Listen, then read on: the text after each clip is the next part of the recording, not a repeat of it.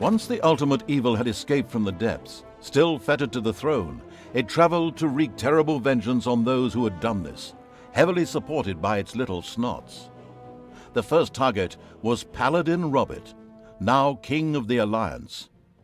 He had withdrawn to the quiet surroundings of his hunting lodge. There, he would be the perfect victim.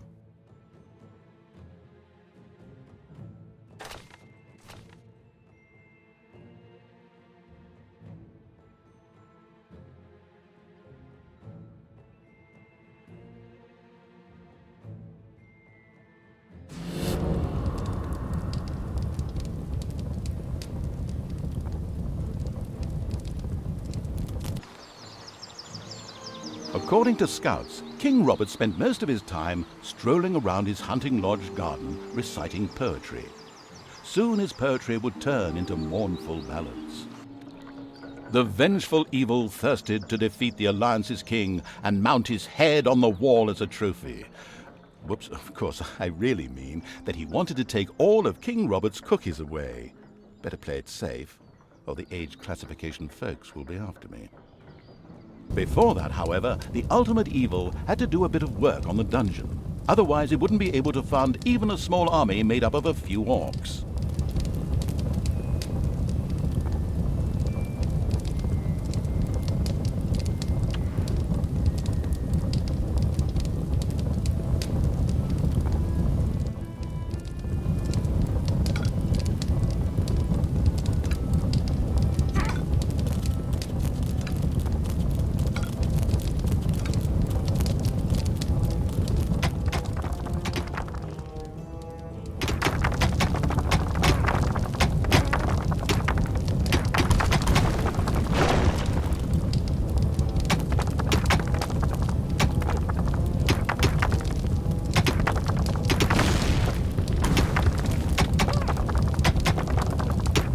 The first treasury was completed. Soon Greedy Evil's little snots would fill it with gold. You know the golden rule, right? Whoever has the gold makes the rules.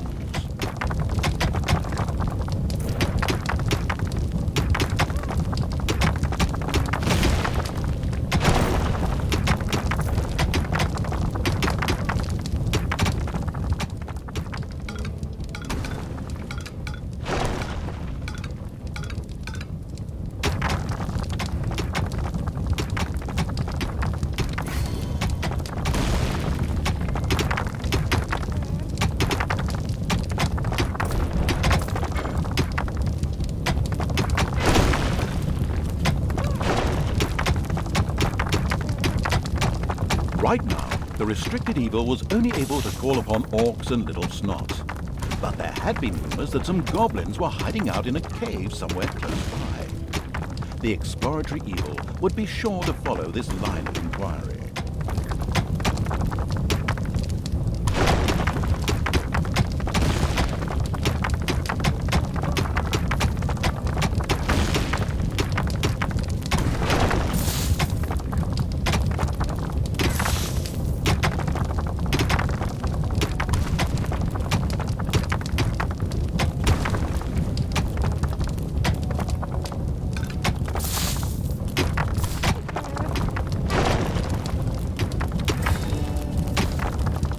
The warmongering evil had hired the first orc.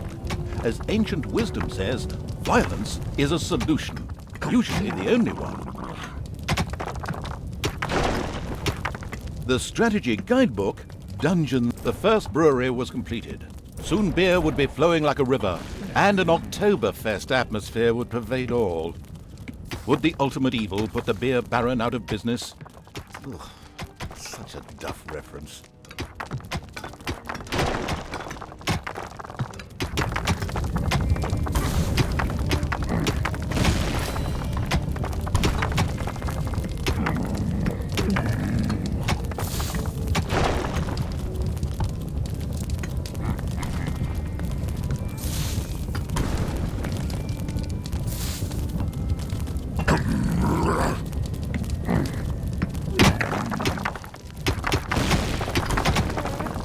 The steady pounding in the rocks had given rise to overworld rumors of a new dungeon. A group of heroes set out to plunder its riches, and the ultimate evil was already looking forward to this visit.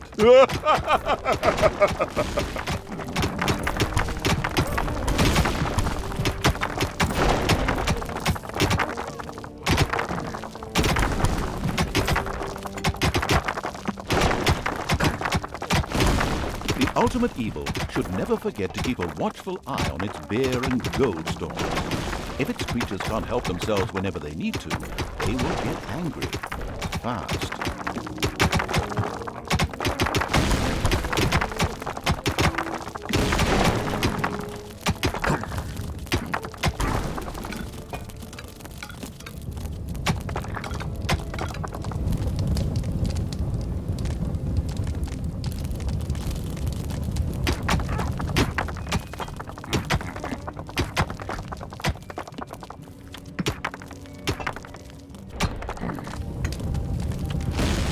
Another orc entered the service of the military-savvy evil. The horde was growing and prospering.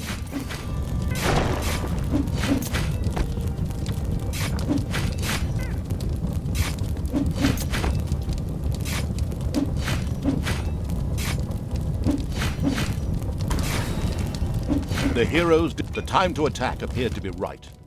On the surface, in the tavern of a small, miserable village, some adventurers gathered. They were acquiring Dutch courage for their visit to the dungeon by downing several beers. The dungeon had to be destroyed.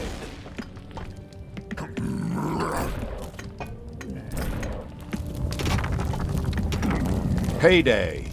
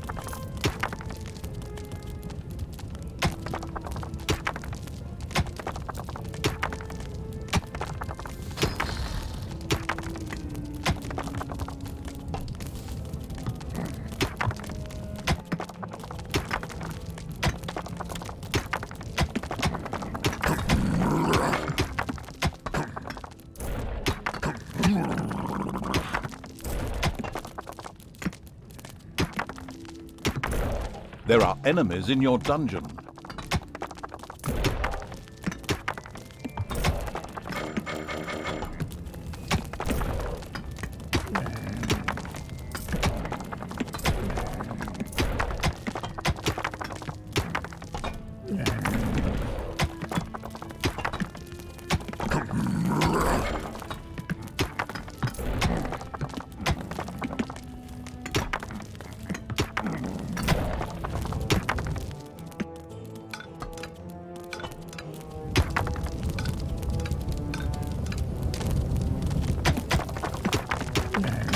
Your throne room is under attack.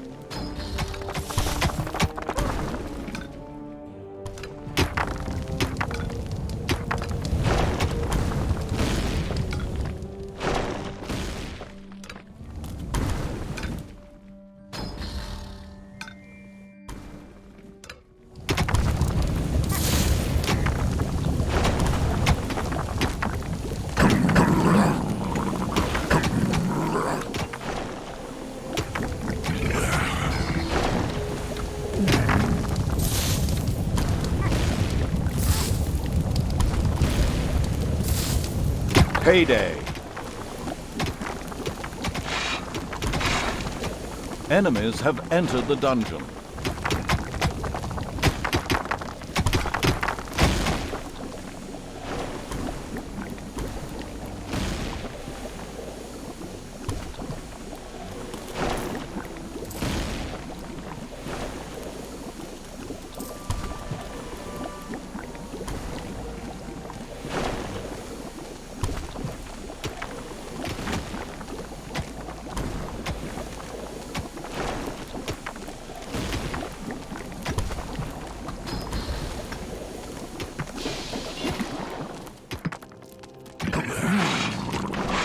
Your throne room is under attack.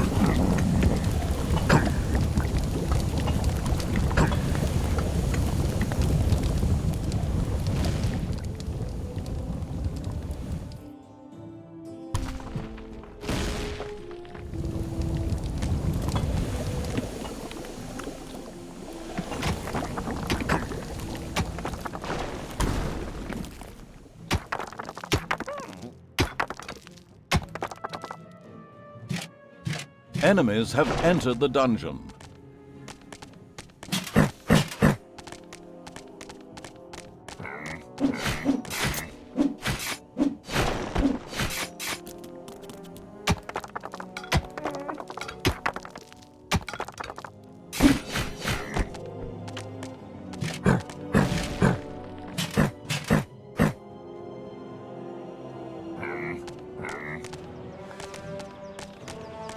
But that poor bunny.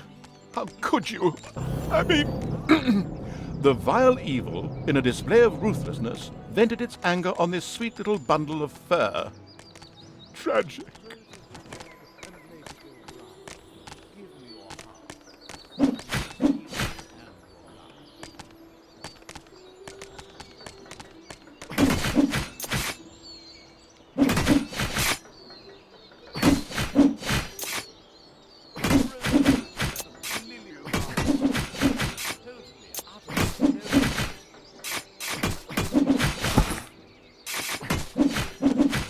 It's payday.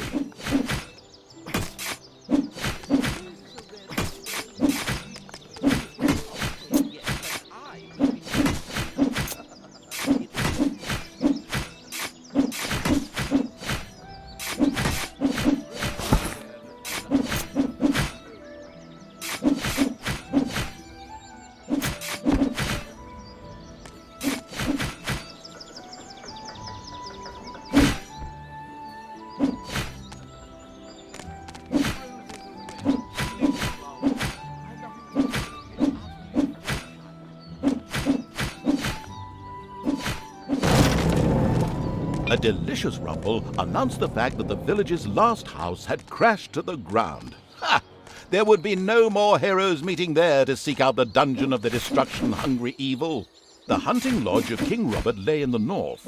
It was there that the ultimate evil would finally get its long-awaited revenge. However, it looked pretty damn well guarded. Maybe it should first visit the cave to the west, inhabited by a clan of goblins, where the cunning evil could do a little negotiating. The goblin leader prostrated himself joyfully before the ultimate evil, and immediately dispatched 2 goblins into its dungeon with a few plans for a new room, a tinkerer's cave. This was built as quickly as possible.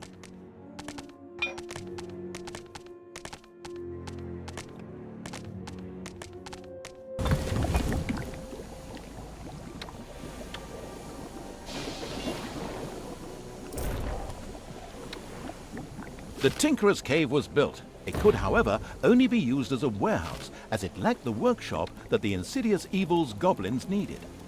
Quick as a flash, Evil placed a Creator Mat in the Tinkerer's Cave. A sparkling new Creator Mat graced the Tinkerer's Cave of the expansion-hungry evil. A goblin would be able to work well in here, producing toolboxes.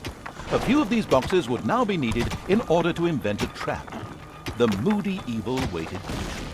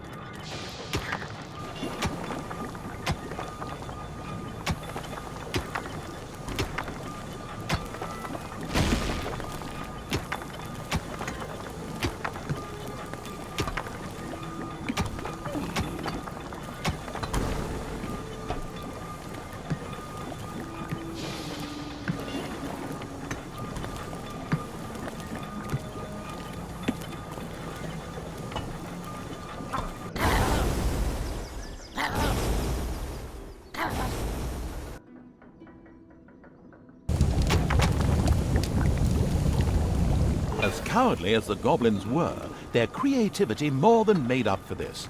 They proudly presented the treacherous evil with their plan for a devious trap. With a silent, evil cackle, it quickly buckled down to setting the trap.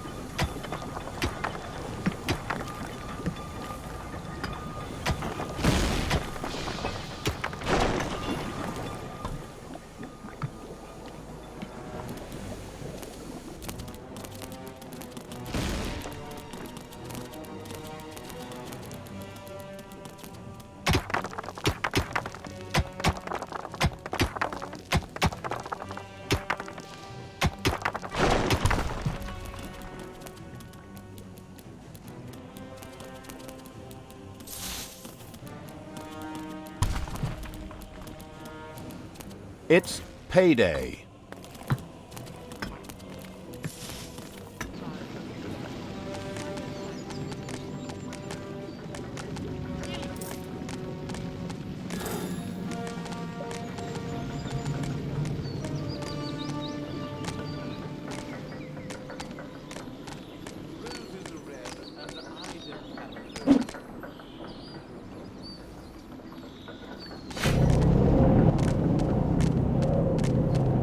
Job done. The trap was finished and ready to be found by a hero. This is going to be so much fun. Just at that moment, a particularly powerful dwarf warrior appeared in the dungeon. How had he suddenly arrived at this precise time was indeed most odd, but his presence was more than welcome. He was going to be a guinea pig for the trap.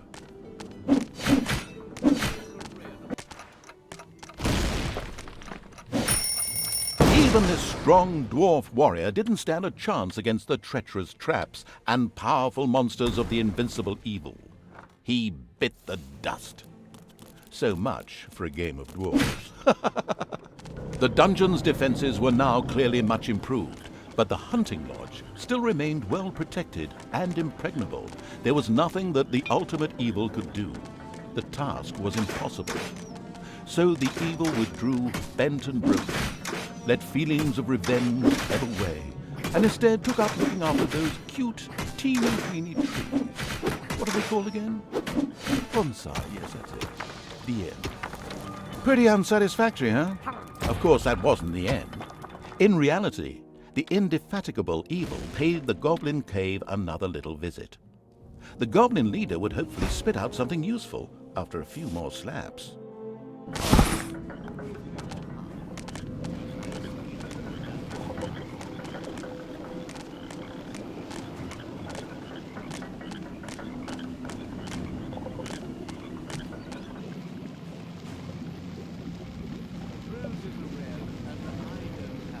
The expansion-driven evil couldn't wait to explore the further possibilities of the Tinkerer's Cave. In particular, a hospital seemed a useful way to cure its ailing units. It set about asking for this to be researched.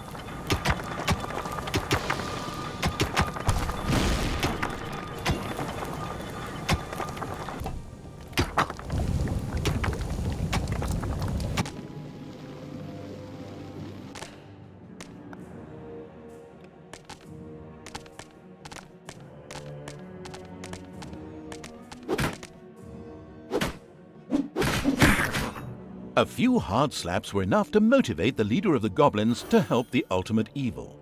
As it transpired, there was an old tunnel which had been previously used as an escape route. This connected the Goblin Cave with the vaults of the hunting lodge. The goblin leader voluntarily made a goblin assassin available to the hard-hitting evil to help infiltrate the lodge.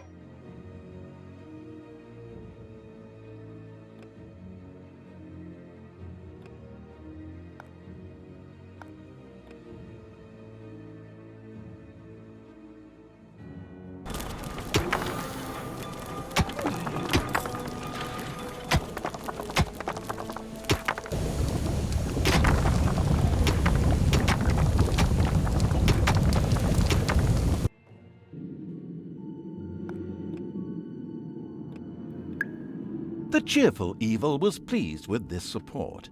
An assassin was a decent melee fighter, but its actual strength lay in its ability to make itself invisible. This was, of course, tested out immediately.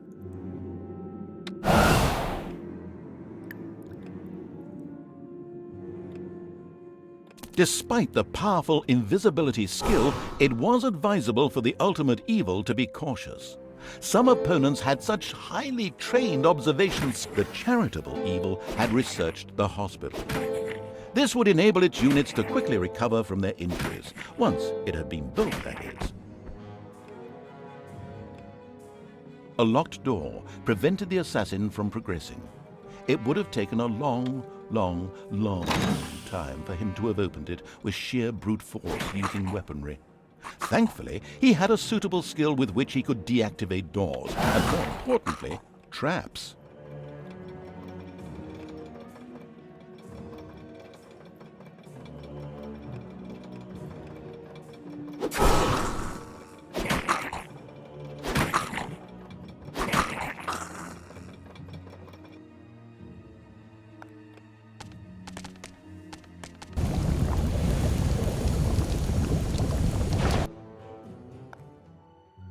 There are enemies in your dungeon.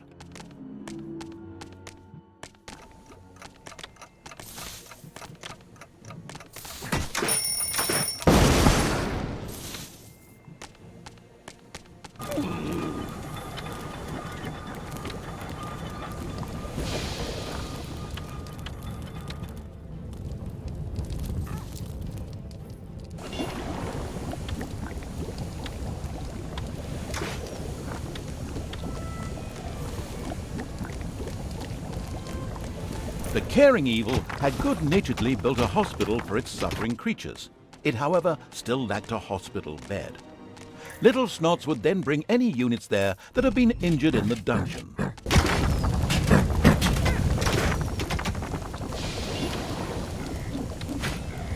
first hospital bed had been built.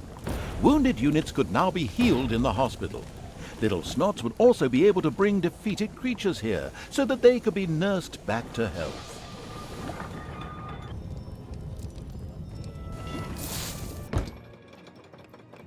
The on-the-ball evil recognized that the warrior princess there was extremely powerful. The goblin assassin would be best advised to avoid any contact with her.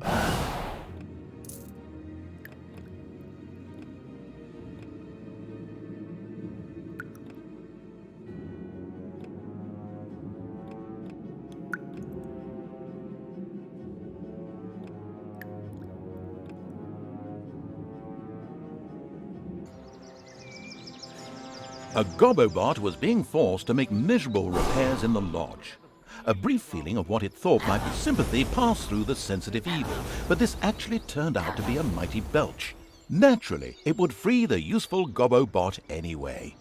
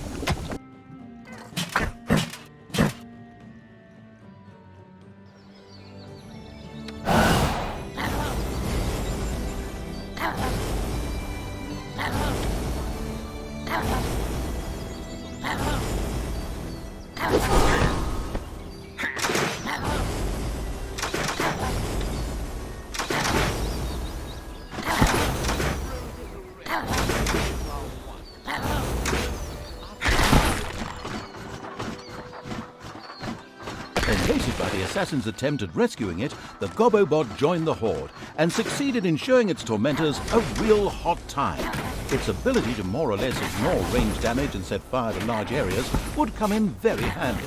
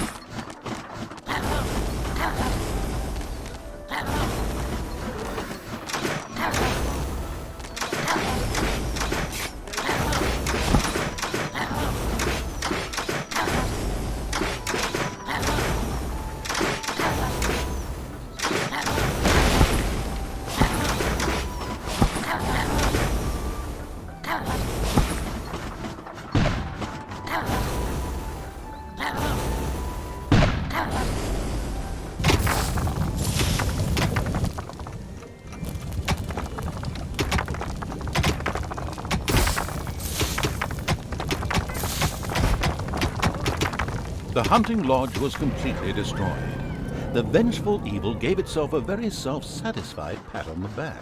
The time was right to concentrate on King Robert. He was in his renowned garden reciting his much less renowned love poems. The lyrically challenged evil had no time for poetry and would soon make this tangibly clear to him.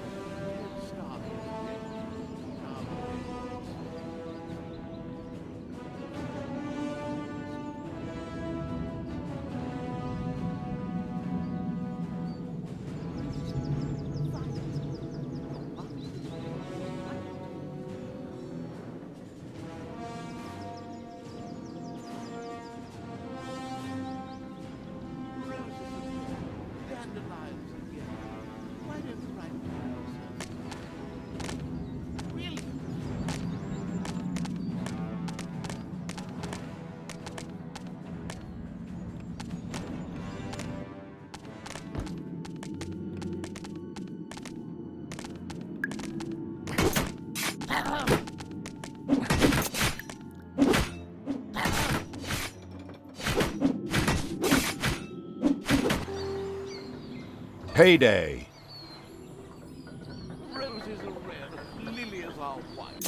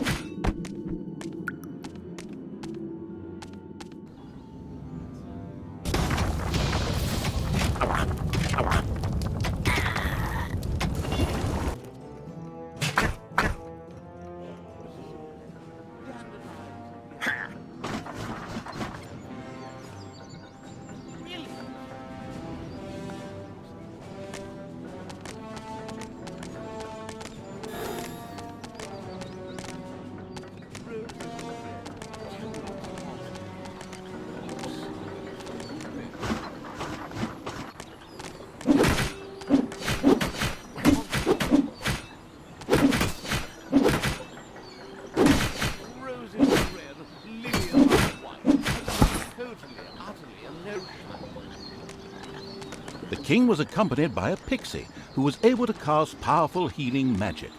Any direct attack would be suicidal. Mercifully, the omniscient and helpful narrator was at hand. He pointed out to the impatient evil that the pixie went off from time to time in order to check that all was well, and much more importantly, eat her supper in a little camp to the south. The pixie buzzed over to eat her meal. The ultimate evil prepared an ambush.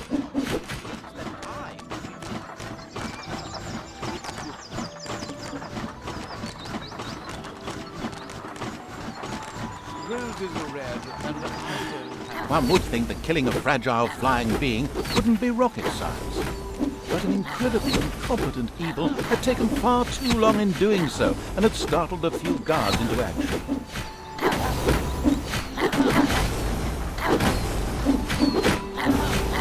The annoying little pixie had spoken her last healing spell. The crafty-minded evil sculpted a fan from her wings. Now it was time to look for King Robert and ensure his early demise. King Robert fell, and the ultimate evil had received its well-deserved revenge. But there were still many more heroes out there who deserved to bite the dust. Their time would come.